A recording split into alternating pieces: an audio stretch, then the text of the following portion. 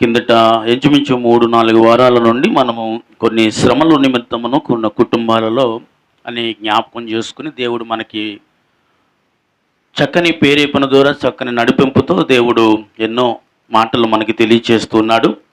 గడిచిన 2-3 వారాల నుంచి దావీదు పడ్డ శ్రమ ఏంటి, తర్వాత యోబు గారు తన శ్రమ ఏంటి అనే విషయాలలో నుంచి ఆ శ్రమలు వచ్చినప్పుడు మనం ఎలా ఉండాలి అనే విషయాన్ని దేవుడు ఎంతో చక్కని వివరణ ఇస్తున్నాడని నేనైతే నమ్ముతూ ఉన్నాను. కనుక ఆ దినము మనకు దేవుడు ఏ రీతిగా మాట్లాడుతూ నడిపిస్తున్నాడో అలాగే ఈ దినం కూడా మనతో చక్కని మాటలు అందించాలని, మనకి ఓదార్పును కలుగునట్లు దేవుడు మాట్లాడాలని దేవునికి ఆత్మను నేను ఆహ్వానించుచున్నాను. ఆమేన్, హల్లెలూయా, హల్లెలూయా.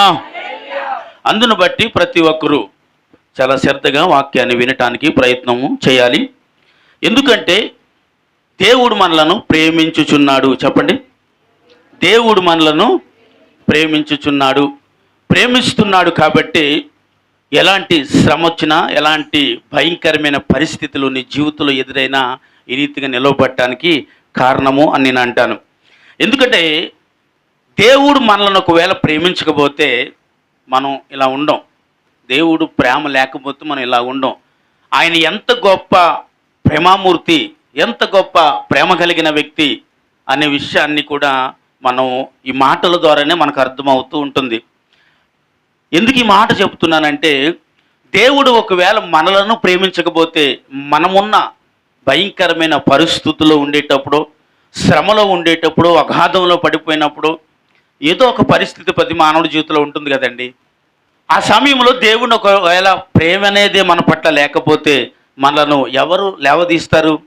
ఎవరు మనల్ని రక్షించగలరు? ఎవరు మనల్ని బ్రతికించగలరు? ఆయన ప్రేమ అంత ఉన్నతమైనది. ఆమెను చెప్పాలి.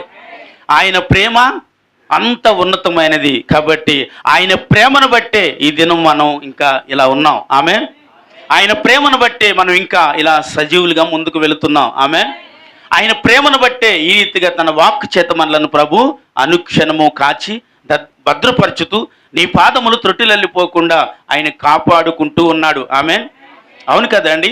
మన పిల్లల్ని మనం ఏ రీతిగా కాపాడుకోవటానికి ప్రయత్నం చేస్తూ ఉన్నామో, నీ కుటుంబాన్ని కాపాడుకోవటానికి ఏ రీతి ప్రయత్నాలు చేస్తూ ఉన్నావో ఆ ప్రయత్నములు దేవుడు మన యందు కూడా చేస్తూ ఉన్నాడు.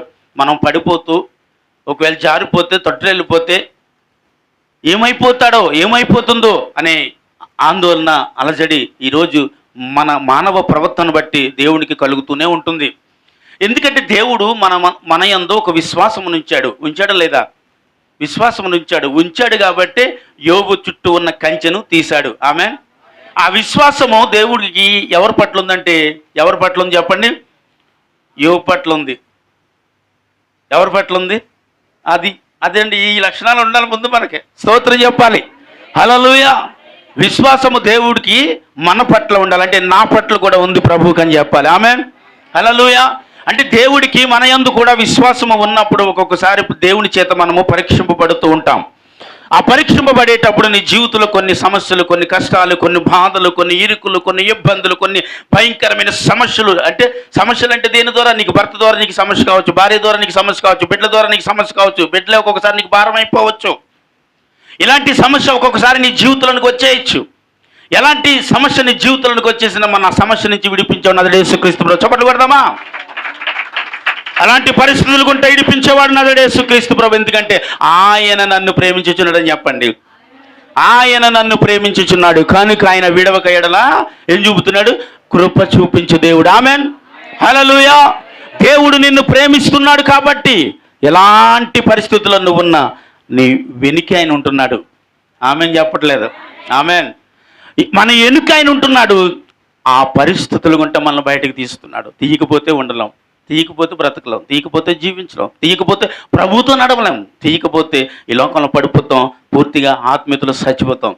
కాబట్టి దేవుడు మన వెనుక ఉంటూ దేవుడు మనలను ముందుకు నడిపిస్తాడు. ఎందుకంటే ఆయన నన్ను ప్రేమిస్తున్నాడని చెప్పండి. ఆయన నన్ను ప్రేమిస్తున్నాడు. అందును బట్టి దేవుడు నన్ను విడిపించుచున్నాడు. ఆమేన్. నా ప్రాణమా, నా ప్రాణమా, నన్ను ఎన్నడు మరువని నా ప్రాణమా, నన్ను ఎన్నడు మరువని నా ప్రాణమా, నేనంటే నీకెందుకు ఈ ప్రేమ, నన్ను మరచిపోవెందుకు,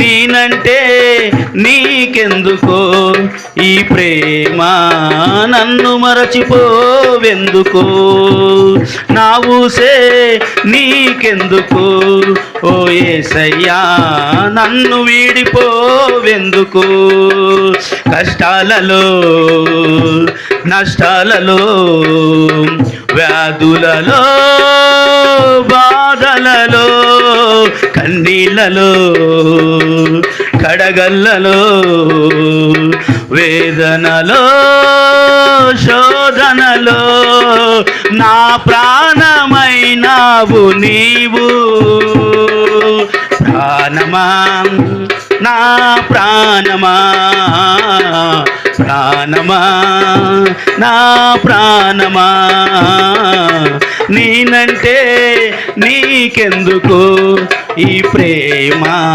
నన్ను మరచిపోవెందుకు, నేనంటే నీకెందుకు ఈ ప్రేమ, నన్ను మరచిపోవెందుకు, నిన్ను మరచిపోయినా నన్ను మరచిపోలేదు, నిన్ను విడిచి వెళ్ళినా నన్ను వీడిపోలేదు, చెప్పాలి.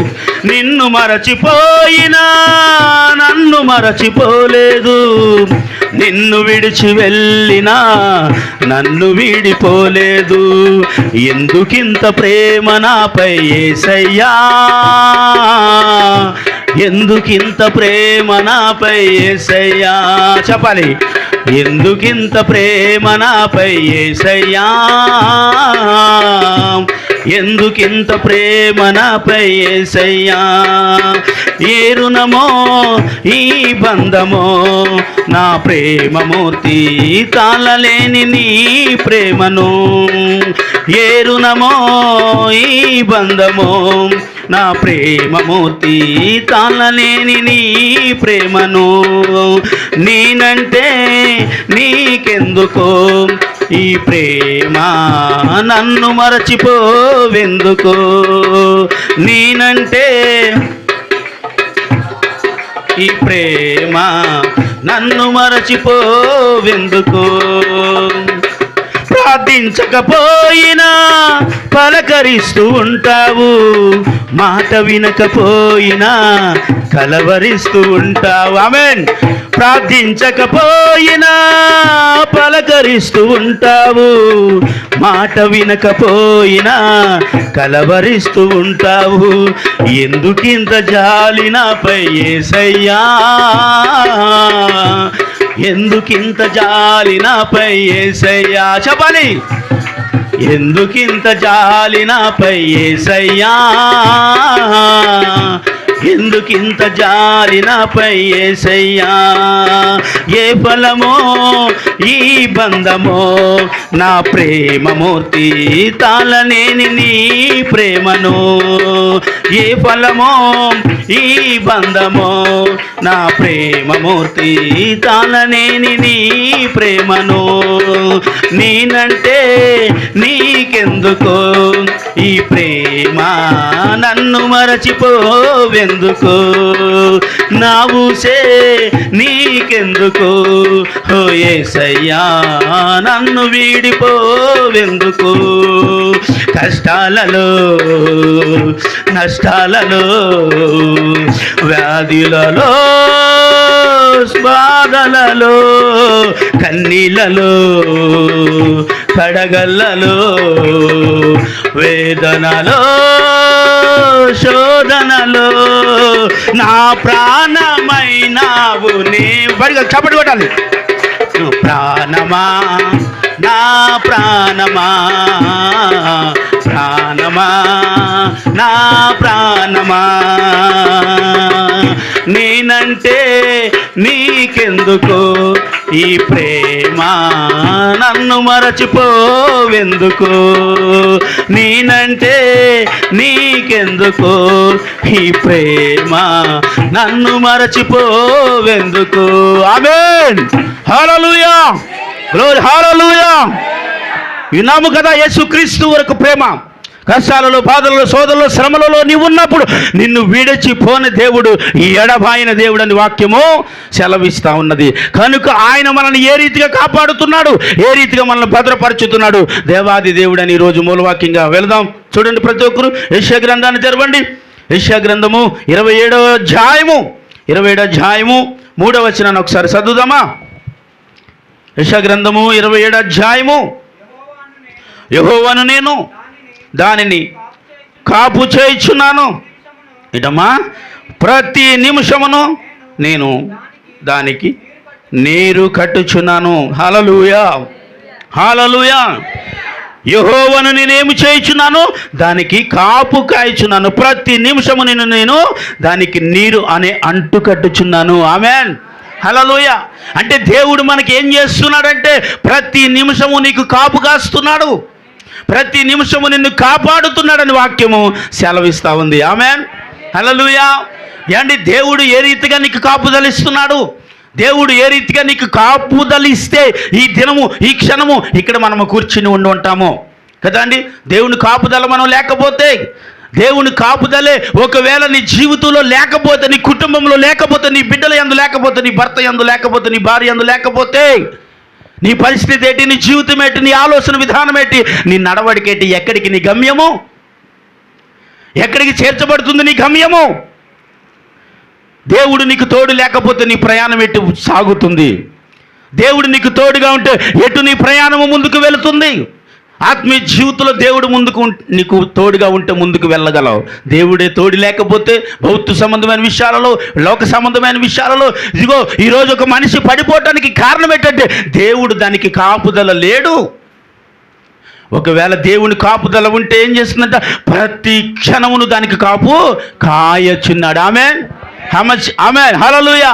అంటే దానికి అర్థం ఏంటండి, ప్రతి క్షణము దేవుడు నీకేం చేస్తున్నాడు, కాపుదల ఇస్తున్నాడు. ఆ కాపుదల నీకు ఉంది కాబట్టి ఈ దినము ఈ రీతిగా ఉన్నామని చెప్పరేంటి?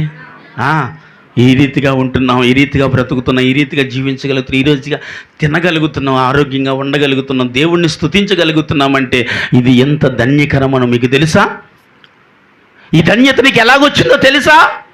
ఎందుకంటే దేవుడు, చెప్పండి, నన్ను ప్రేమిస్తున్నాడు అనండి. దేవుడు నన్ను ప్రేమిస్తున్నాడు కాబట్టి నాకేమిస్తున్నాడు, కాపుదలనిస్తున్నాడు. ఆమేన్, హల్లెలూయా. దేవుడు అనుక్షణమును నీకేమిస్తున్నాడంటే కాపుదలిస్తున్నాడు.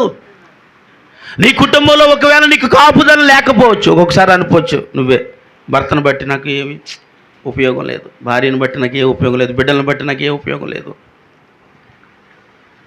ఒక్కొక్కసారి అనిపిస్తూ ఉంటుంది. కానీ దేవుని బట్టి మనకేముంది, ఏమి చెప్పరు, ఉపయోగం ఉంది. ఆమేన్. దేవుని బట్టి నీకేముంది, కాపుదల ఉంది. ఆమేన్, హల్లెలూయా.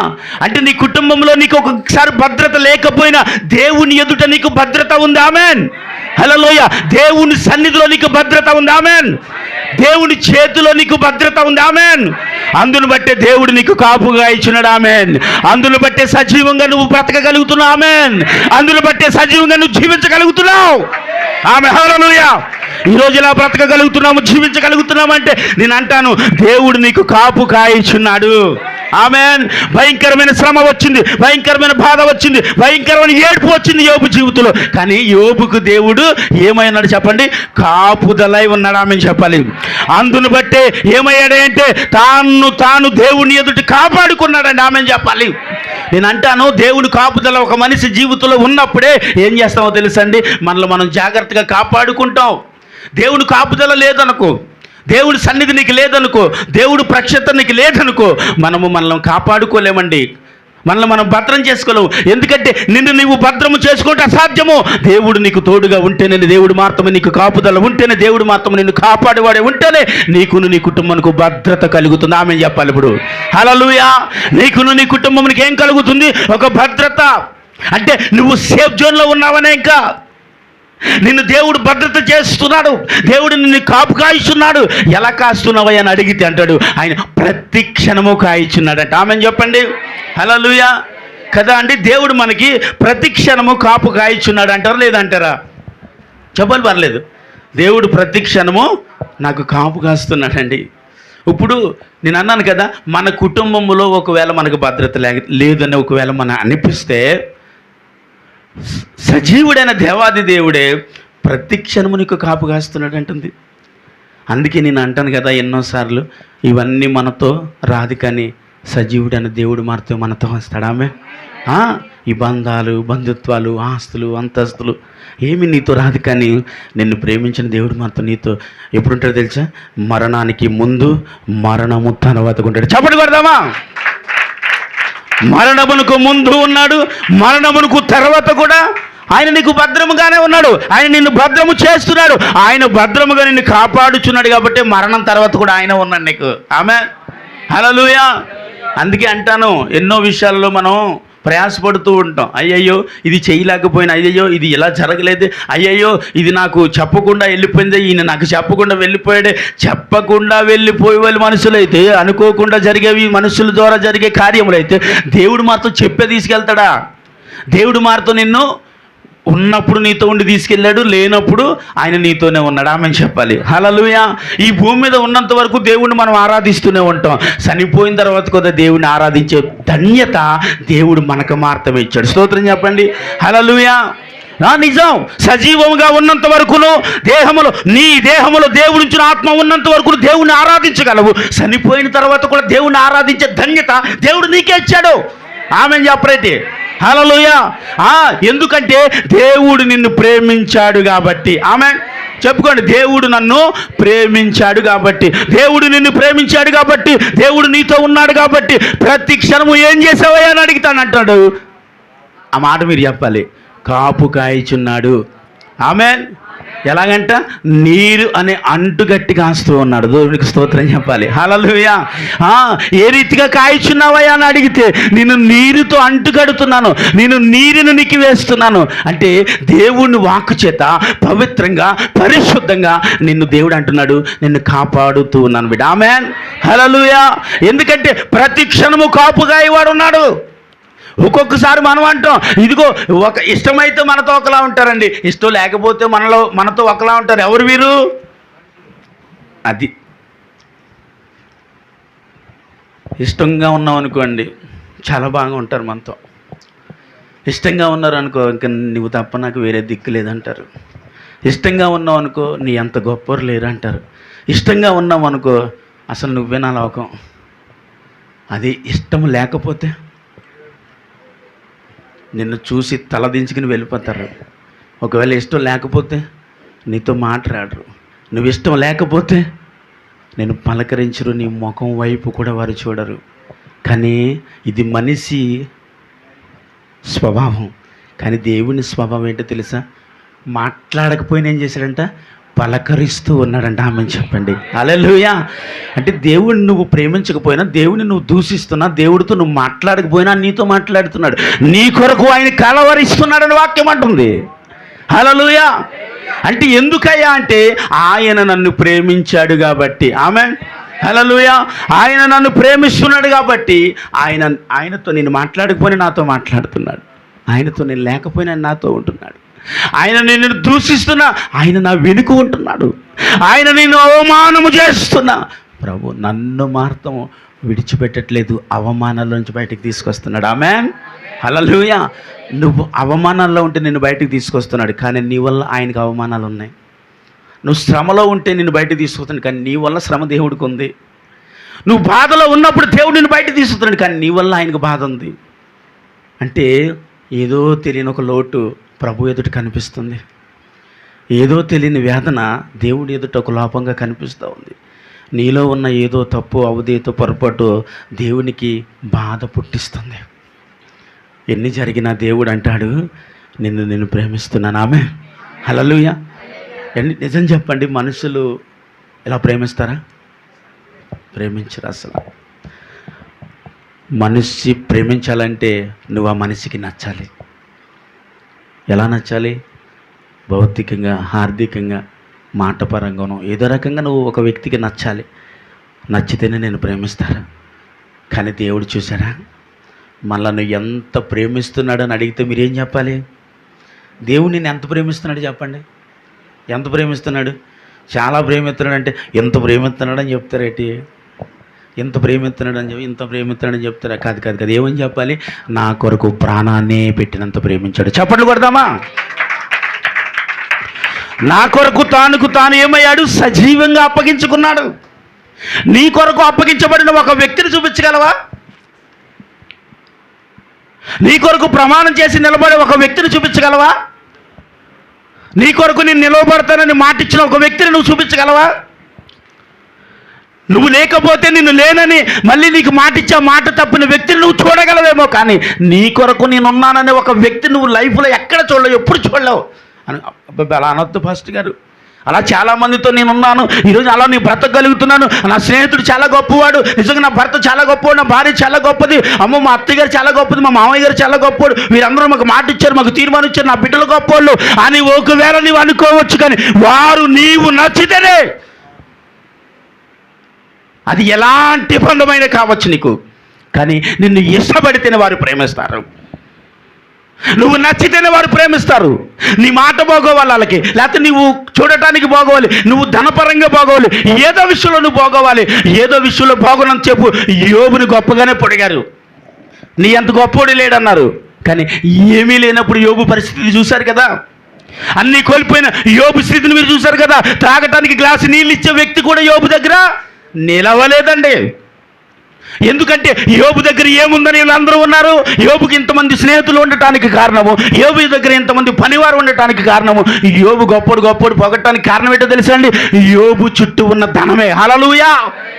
దానిని బట్టి మాత్రమే యోబు అంతవరకు గణపరచబడ్డాడు. యోబు అవన్నీ కోల్పోయిన దినమున అసలు మీకు విషయం చెప్పనా?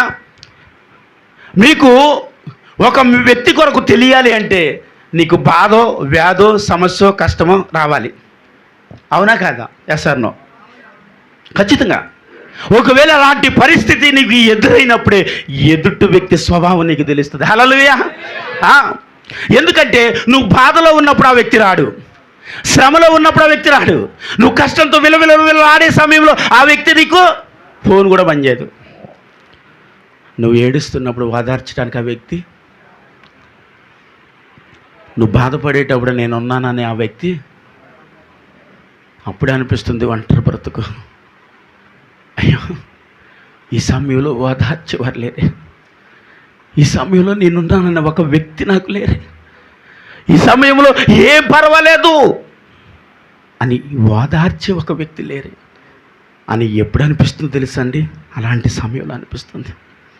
అలాంటి సమయంలో నాకంటే ఒకడు ఉంటే బాగున్నాను, నేనున్నానని ఒక వ్యక్తి, నిలవబడే వ్యక్తి ఉంటే బాగున్నాను. చిచ్చి, వీరంతా ఒక దినము నీ వెనుక ఉన్నదాన్ని బట్టే ఉంటారు, నీ దగ్గర ఉన్నదానిని బట్టే ఉంటారు, నీ దగ్గర ఉన్న ఆరోగ్యమును బట్టి వాళ్ళు ఉంటారు.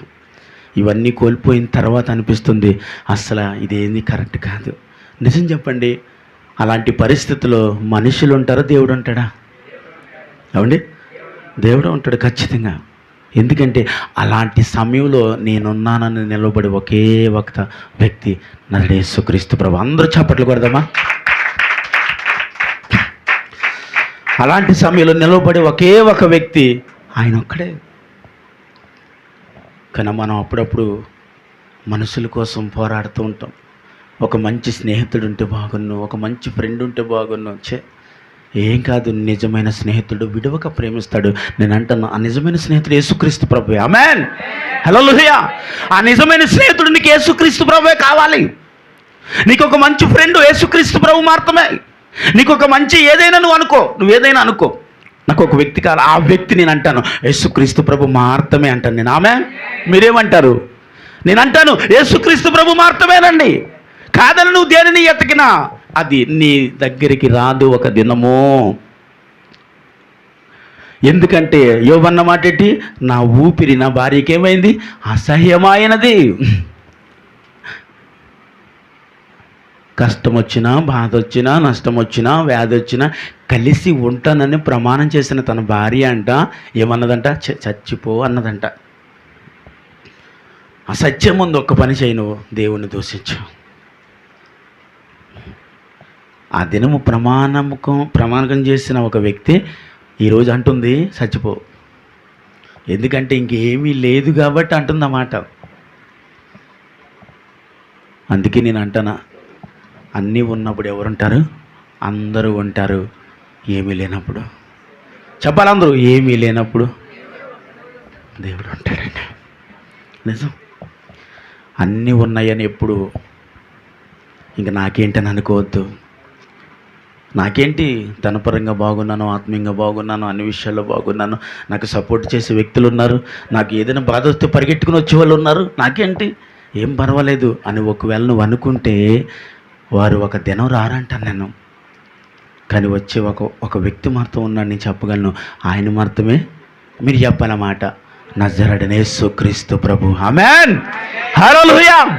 నజరేయుడైన యేసుక్రీస్తు ప్రభు ఆయన మాత్రమే రాగలడు. ఆ సమయమును వచ్చి ఓదార్చగలిగిన వాడు, నిన్ను నిలవబెట్టగలిగేవాడు, నిన్ను బాగు చేయవాడు, నిన్ను స్వస్థపరచేవాడు, నిన్ను నడిపించేవాడు, నిన్ను స్థిరపరచేవాడు, నిన్ను బలపరచేవాడు, నేనున్నానని చెప్పేవాడు. హల్లెలూయా.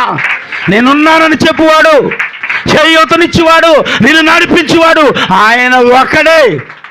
కాబట్టి ఆయనను మాత్రం అంగీకరించి, హల్లెలూయా, ఆయనను మాత్రమే నువ్వు అంగీకరించాలి, ఆయనను మాత్రమే నువ్వు నమ్ముకోవాలి, ఆయన మాత్రమే నాకు తోడుగా ఉన్నాడని నువ్వు విశ్వాసం ఉంచగలగాలి. ఈ భౌతిక సంబంధమైన భయంకరమైన లోకములో దేవుడు నిన్ను చాలా అద్భుతంగా బ్రతికించగలడు. స్తోత్రం చెప్పండి. అద్భుతంగా నడిపించగలడు. స్తోత్రం చెప్పండి. అద్భుతమైన స్థిరమైన పునాది వేయగలడు. నీకు ఆమేన్ చెప్పాలి. హల్లెలూయా. ఇప్పుడు చెప్పండి, ఎందుకు ఈ చేస్తున్నావు అని అడుగు. చెప్పాలి, యేసు నన్ను ప్రేమిస్తున్నాడు. ఈ మాట మర్చిపోకూడదు. ఇంక మీరు చెప్పండి, యేసు నన్ను ప్రేమించుచున్నాడు కనుక. ఆమేన్, హల్లెలూయా. యేసు నిన్ను ప్రేమిస్తున్నాడు కాబట్టి, యేసు నిన్ను ఇష్టపడ్డాడు కాబట్టి, యేసుకి నీవు ఇష్టము కాబట్టి పరలోకములో ఉన్న మహిమను విడిసి భూమి మీదకి వచ్చాడండి. కోట్లాది దూతలు పరిశుద్ధుడు కొన్ని ఆడబడుతున్న దేవుడే ఈ భూమి మీదకి వచ్చి నీ వల్ల నా వల్ల దూషింపబడుతున్నాడండి. నీ బంధువులో, నీ స్నేహితులో, నీ భర్తో, నీ భార్యో, నీ బిడ్డలో ఎవరో ఒకరు ఉంటారండి. నీ ఇంట్లో అందరూ ఒకలా ఉండరు, ఎవరో ఒకరు ఉంటారు. ఆయన దూషింపబడటానికి కారణం నేనే అవుతాను, ఆయన అవమానపరచడానికి కారణం నేనే అవుతాను, ఆయన నిందపాలవటానికి కారణం నేనే అవుతాను. ఆ ఇంట్లో అంటే కుటుంబం అంతా దేవుణ్ణి చెప్పాలి ఆరాధించే వాళ్ళు ఎక్కడున్నారు? ఎవరో ఒకరు ఉంటారు. ఏం చేశాడు దేవుడు, ఏమిచ్చాడు దేవుడు, ఏం పెట్టండి దేవుడు అనే ఒక వ్యక్తి మన ఇంట్లోనే ఉంటాడు. బయటికి వెళ్ళక్కర్లా, నువ్వు ఎక్కడికి వెళ్ళి చూడని అవసరం లేదు, నీ ఇంటిలోనే ఒక వ్యక్తిని ఉంటాడు. ఆ వ్యక్తి వల్ల నిన్ను ఇష్టపడే వ్యక్తి, నువ్విష్టపడే యేసుక్రీస్తు ప్రభు ఖచ్చితంగా అవమానాలు పొందుతూ ఉంటాడండి. అప్పుడు ఎంతో దుఃఖం వస్తూ ఉంటుంది తెలుసా, చాలా ఏడుపు వస్తుంది అలాంటి పరిస్థితులు. ప్రభువా, నేను అంగీకరించాను కానీ నా కుటుంబంలో ఒక లోటు ఉందయ్యా, నేను అంగీకరించి కానీ నా కుటుంబంలో ఒక లోపం ఉందయ్యా, నేను అంగీకరించాను కానీ నా కుటుంబంలో ఒకరు నిన్ను అవమానపరిచే వాళ్ళు ఉన్నారయ్యా. గుండెలు బాదుకుని ఏడవాలనిపిస్తుంది. అలాంటినప్పుడు గుండెలు బాదుకుని, ప్రభువా నా బ్రతుకు, నా ఆలోచన, నా విధానము ఏ రీతిగా మార్చావు, నా కుటుంబంలో ఉన్న ఈ వ్యక్తులందరూ ఆ రీతిగా ఉండాలి. ఎందుకంటే నువ్వు నన్ను ఎలాగ ప్రేమిస్తున్నావు, నిన్ను దూషిస్తున్నావు, నా కుటుంబాన్ని కూడా అలాగే నువ్వు ప్రేమిస్తున్నావయ్యా.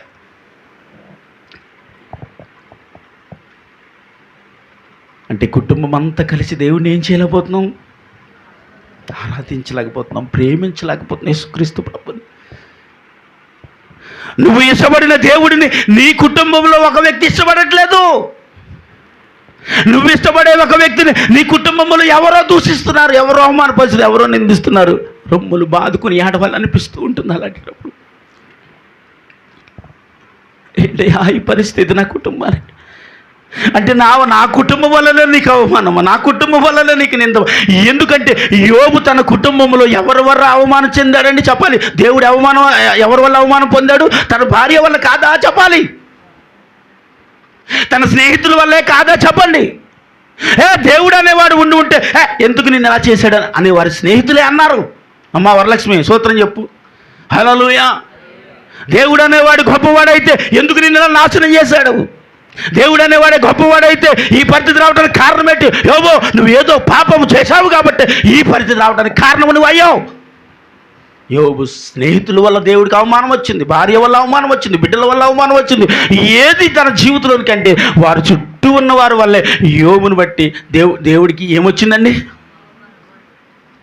నువ్వు చాలా భక్తి చేస్తున్నావు, ఎంతో ఏడుస్తున్నావు, కన్నీళ్ళు విడుస్తున్నావు, ప్రార్థిస్తున్నావు, కానీ ఎవరో నీ ఇంటిలో ఒక వ్యక్తి ఉన్నారు, ఆ వ్యక్తి వల్ల నీవు అంగీకరించబడిన యేసుకి అవమానం కలుగుతుంది బిడ్డ. నువ్వు అంగీకరించబడిన ఆ దేవుడికి ఒక దినము ఏడ్చే బాధ పరిస్థితి నీ వల్లనే కలుగుతుంది. అప్పుడు నాకు అనిపిస్తుంది, అప్పుడు మనకేమనిపిస్తుంది అంటే, ప్రభువా ఎంతగా నేను ఇష్టపడుతున్నాను, ఎంతగా నన్ను ఇష్టపడుతున్నావు, కానీ నా కుటుంబంలో ఒక లోపం ఉందయ్యా, ఆ లోపాన్ని తీస్తావా? ఆ లోపాన్ని తీయగలిగిన శక్తి నా యేసయ్యకి మాత్రమే ఉందండి. ఆమె చెప్పండి కొట్టండి. నా యేసయ్యకి మాత్రమే ఉన్నదండి. ఆయన మాత్రమే తీయగలడు. ఆ లోపాన్ని సరి చేయగలిగిన వాడు ఆయనే. నీవున్న పరిస్థితుల నుంచి బయటికి తీసుకురాగలిగేవాడు ఆయన ఒక్కడే. ఎవరి వల్ల కాదు, మనుషుల వల్ల అస్సలు కాదు. ఆమేన్. హల్లెలూయా అండి. మనుషుల వల్ల ఏం కాదు. ఒకవేళ అనుకుందాం నువ్వు బాధలో ఉన్నావు, కష్టాలు ఉన్నావు, వచ్చారు పాపం ఏడ్చారే, చాలా కష్టాలు ఉన్నాయి, ఇదేటమ్మో ఒకప్పుడు చాలా చక్కగా బతికిన ఫ్యామిలీ, అయ్యయ్యో ఈరోజు ఎలా బతకడం కారణం ఏంటన్నా ఒక 5 లక్షలు 2 లక్షలు 3 లక్షలు సాయం చేసి వెళ్ళిపోతారు. అది అయిపోయిన తర్వాత మళ్ళీ రమ్మనండి, మళ్ళీ సాయం చేయమనండి, మళ్ళీ ఒక మాట సపోర్ట్ అన్నా చేయమనండి. ఒకవేళ మళ్ళీ నువ్వు అడిగితే వాళ్ళు వచ్చి నీకు చెప్పే మాట ఏంటి తెలుసా? మొన్న ఇచ్చిన 5 లక్షలు కూడా త్వరగా చూసేవ్వండి మరి నాకు అంటారు ఖచ్చితంగా. ఎందుకంటే అయ్యో ఇప్పుడు నీ ఉన్న పరిస్థితిని బట్టి నాకు ఆ డబ్బులు నువ్వేమీ అవసరం లేదు, కానీ నువ్వు నాకు మళ్ళీ ఏం సాయం చేయక్కర్లేదు, కానీ నువ్వు బాగుంటే చాలని కనీసం ఆ మాట అన్న చెప్పి వెళ్ళమంటే వెళ్ళరు. ఏం చేస్తారు తెలుసా? ఆ డబ్బులు కూడా త్వరగా చూసి అంటారు.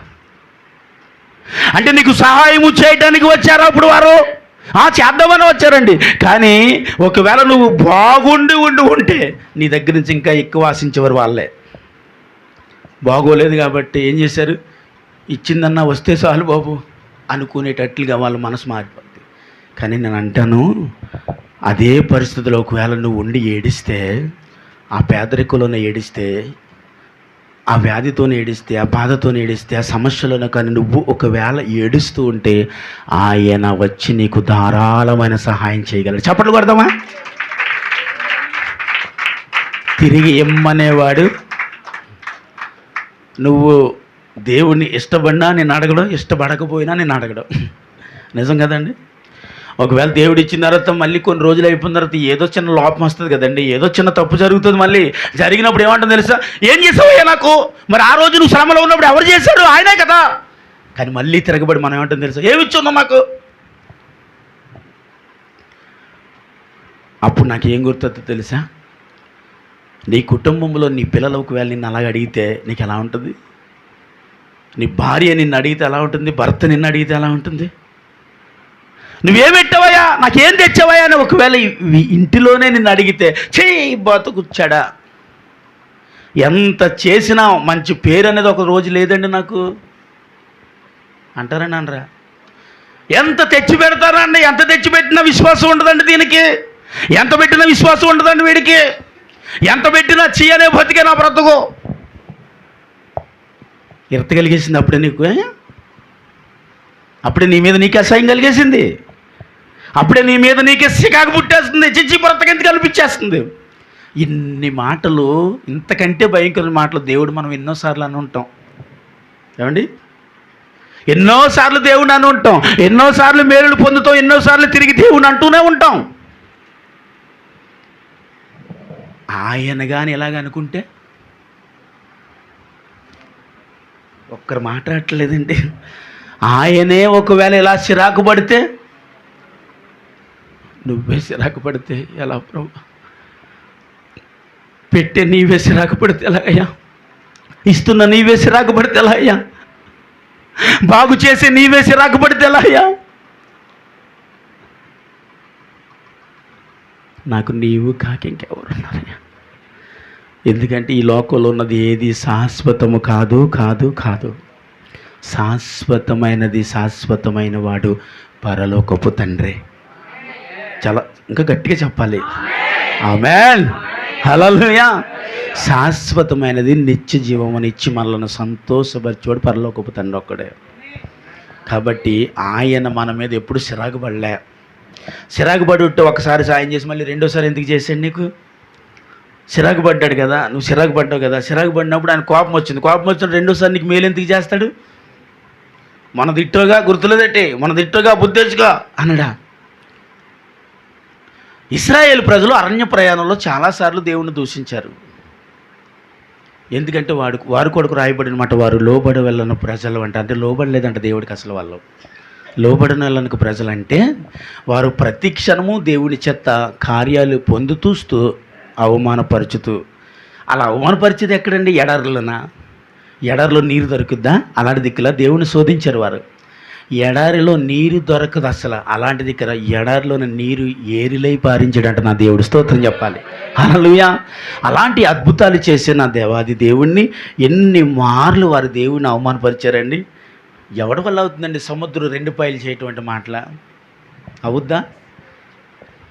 కానీ వారిని రక్షించడానికి దేవుడు సముద్రాన్ని 2 పాయలు చేసి ఆ నీటిని ఇటువైపును అటువైపును గోడలుగా నిలబెట్టాడంట దేవుడు. స్తోత్రం చెప్పండి. హల్లెలూయా. ఎర్ర సముద్రం దాటుతూ వీరు ఏమన్నారు తెలుసా? ఇంకెలాంటి దేవుని ఎక్కడా చూసి ఉండవండి. అసలు ఎంత గొప్ప దేవుడా! అరే ఆ సైన్యం ఆ శత్రు చేతులు చచ్చిపోతాం అనుకున్నామండి మేము. కొద్ది క్షణాలలో దేవుడు మా ప్రాణాలు తిరిగి మళ్ళీ మమ్మల్ని బ్రతికించాడు అన్న ప్రజలు ఎడారి దాటి వెళ్ళగానే ఆ మేలంతా మర్చిపోయారంట. క్షమించి అలా సముద్రం దాటగానే మేలు మర్చిపోయారు. అప్పుడే కొద్ది ఎదరికి వెళ్ళిన తర్వాత ఏం వేసింది? వీళ్ళకి ఆకలేసింది. ఆకలేస్తే తినడానికి దొరకని స్థలంలోనికి వెళ్ళి ఆకలేస్తుంది వారికి. ఆకలేస్తుంటే దేవుని అంటున్నారు, అబ్బాబ్బా ఈ ఆకలి తీర్చడం దేవుడు ఒక దేవుడు ఏంటండి? సరైన ఫుడ్ పెట్టలేని దేవుడు సరైన దేవుడు ఏంటండి? ఇదేంటండి ఆకలేసే టైంలో ఆకలి తీర్చకపోతే ఎవడు తీరుస్తాడండి ఆకలే? ఎవరు సముద్రమును చీల్చితే నువ్వు సముద్రం దాటావు. ఎవరు సముద్రమును 2 పాయలు చేసి ఆరిని నేలగా మారుస్తే ఆ నేల నుంచి నడిచి వెళ్ళావు. మర్చిపోయావు అప్పుడే నీ జీవితంలో. నేను అంటాను ఎందుకంటే దేవుడు నన్ను ప్రేమించుచున్నాడు కాబట్టి. ఆమేన్, హల్లెలూయా. ఎర్ర సముద్రమును 2 పాయలు చేసేసిన దేవుడు ఆకలేస్తే తీర్చడనుకుంటున్నావా? అబ్బో చక్కని భోజనాలు పెట్టాడు, తీర్చేశాడు. మళ్ళీ దావతేసింది వీళ్ళకి. దావతేస్తుంది. ఎందుకంటే అక్కడ వాటర్ బాటిల్, ఫిల్టర్ వాటర్ ఏం దొరకవు. అక్కడ ఏమి లేవు, కాలం లేవు, సముద్రం లేవు, బోధులు ఏమి లేవు తాగటానికి. అక్కడికి వెళ్ళిన తర్వాత వీళ్ళకి దాహం వేస్తూ ఉంది. ఊరుకోండి, దాహం తీర్చలేని దేవుడు ఏంటి? నీ మొహం తగలాడు. ఇప్పుడు దాకా చేసిన ఏంటరా? సముద్రం దాటావుగా, దాటిచ్చాడుగా దేవుడు. ఆకలేస్తుందంటే కడుపు నిండా ఆహారం పెట్టాడు కదా. మళ్ళీ దాహం వేస్తుందంటే సమృద్ధి నీటిని కూడా ఇవ్వలేడని అనుకుంటున్నావా నువ్వు?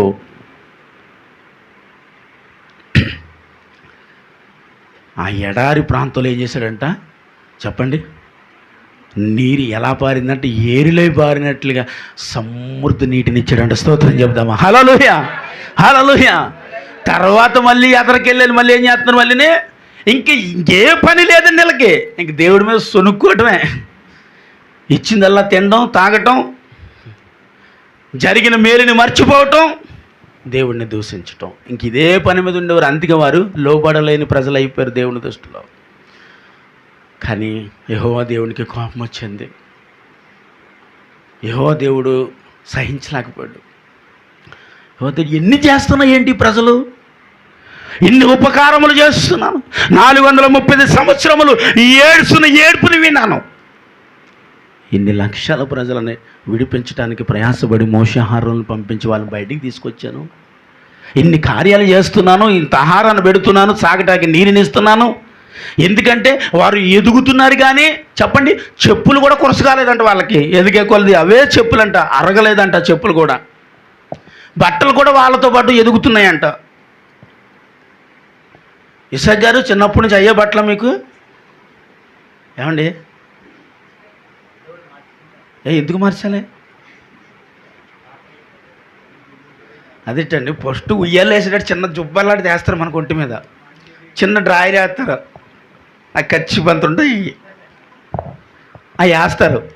తర్వాత కొద్ది ఎదిగిన తర్వాత మళ్ళీ మారుస్తారు, కొద్ది ఎదిగిన తర్వాత మారుస్తారు, ఎదిగిన తర్వాత స్టెప్ స్టెప్ స్టెప్ సంవత్సరానికి నీ ఒంటి మీద ఉన్న వస్త్రము మారుతూనే ఉంటుంది.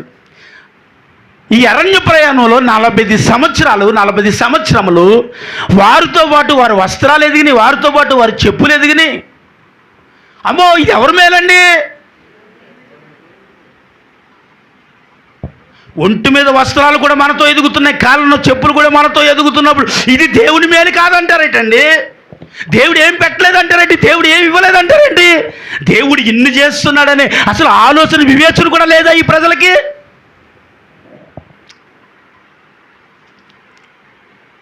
నిజంగా నువ్వు ఆలోచించగలిగితే నీ ఒంటి మీద వస్త్రాలు నీతో ఎదుగుతున్నాయి, చెప్పులు నీతో ఎదుగుతున్నాయి, ప్రయాణం చేస్తున్నావు, అలసిపోవట్లేదు. ఎండ వస్తే మేఘం వచ్చేస్తుంది, రాత్రి అయితే వెలుగు వచ్చేస్తుంది, అగ్నిస్తంభం వచ్చేస్తుంది.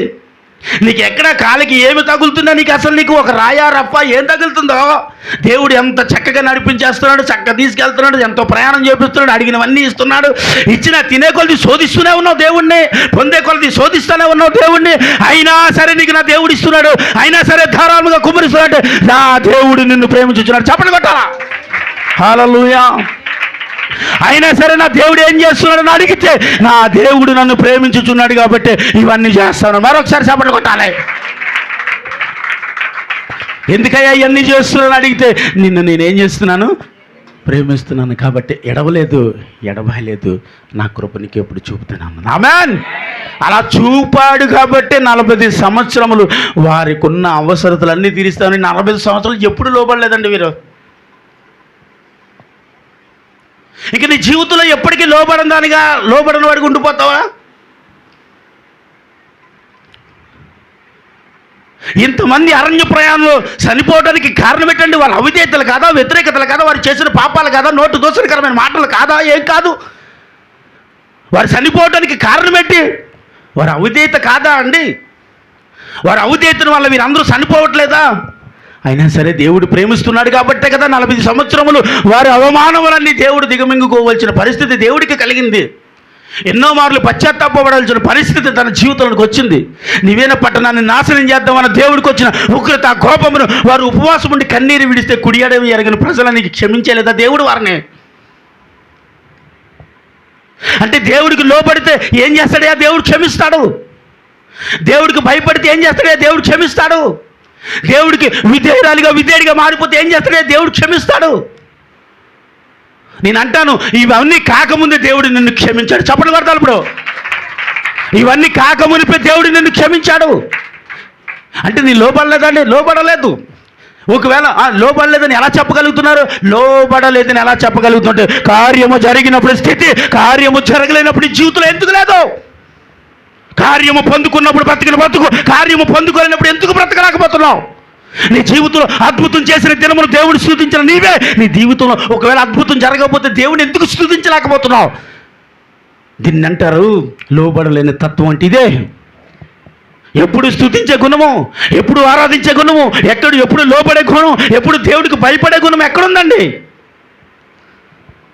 ఆ గుణమనే దేవుడు అంటాడు లోబడే తత్వం. ఆమేన్. హల్లెలూయా. దానినే దేవుడు అంటాడు లోబడే మనసు, లోబడే తత్వం, లోబడుతూ దేవుని యందు బ్రతకటం అంటారండి దీన్ని. అంటే ఈ 40 సంవత్సరాల్లో వారు లోబడలేదండి? లేదు. ఈ 40 సంవత్సరాల్లో వారు ఎక్కడ లోబడినట్లేదు. లోబడ్డారు అనేసార్లు. లోబడుతూనే ఏం చేశారు వారు? చెప్పాలండి, మళ్ళీ వ్యతిరేకులుగా మారారు, మళ్ళీ అవిశ్వాసులుగా మారారు. చేసేళ్ళండి కార్యం, ఇచ్చేళ్ళండి, పెట్టేళ్ళండి బాబు ఒక పూట. దీన్ని ఏమంటామంటే అవిశ్వాసము. ఆ అవిశ్వాసం మనిషి పడిపోవటానికి కారణం అయిందా లేదా? ఆ హృదయ మార్పుడు లేకపోవటానికి కారణం, ఒక మనిషి పడిపోవటానికి కారణము. మనిషి జీవితంలో ఎప్పుడైతే చేసేళ్లే, పెట్టేళ్లే, ఇచ్చేళ్ళని ఎప్పుడైతే నువ్వు అన్నావో, అది నా దేవుడి విషయంలో కావచ్చు, నీ భర్త విషయంలో కావచ్చు, భార్య విషయం కావచ్చు, బిడ్డల విషయంలో కావచ్చు, కుటుంబ విషయంలో కావచ్చు, ఏదైనా సరే చేసేళ్ళే పెట్టేళ్ళే తెచ్చేళ్ళే అన్న మాట వస్తే ఆ కుటుంబము దీవెనకరంగా ఉండదు, ఆ ఇల్లు దీవెనకరంగా ఉండదు. దేవుని దగ్గర నువ్వు దీవెనకరంగా ఉండలేవు. అది ఏదైనా సరే నువ్వు లోబడాలంతే. అది తెచ్చింది ఎంతైనా, తినేది ఎంతైనా లోబడి దాన్ని బట్టి నువ్వు ముందుకు వెళ్ళగలిగినప్పుడు ఆ కుటుంబం దీవెనకరంగా ఉంటుంది బిడ్డ. ఆమేన్, హల్లెలూయా. అంటే దీన్ని అంటా నేను లోబడటం ఇదే. అది ఎంతైతే అంత దానికి నువ్వు లోబడు. నీవు వచ్చిన దాన్ని బట్టి లోబడి బ్రతుకు, ఉన్నదాన్ని బట్టి లోబడి బ్రతుకు. అయ్యా ఈ పూట ఇది ఇచ్చావయ్యా, ఈ పూట ఇది పెట్టావు ప్రభా, ఇవాళ అసలు నేను బిర్యానీ తినాలనుకున్నాను, ఏం పెట్టావు? ఇంటికి వచ్చి అప్పుడప్పుడు అంటాం కదండి మనం, ఇవాళ బిర్యానీ తినాలనుకుని వచ్చాను నేను, ఏముండ పప్పు వండ, నీ మొహం తగలాడ. ఆ పప్పు కూడా ఎలా తగలాడింది? నీకు ఇలాగే తగలాడింది.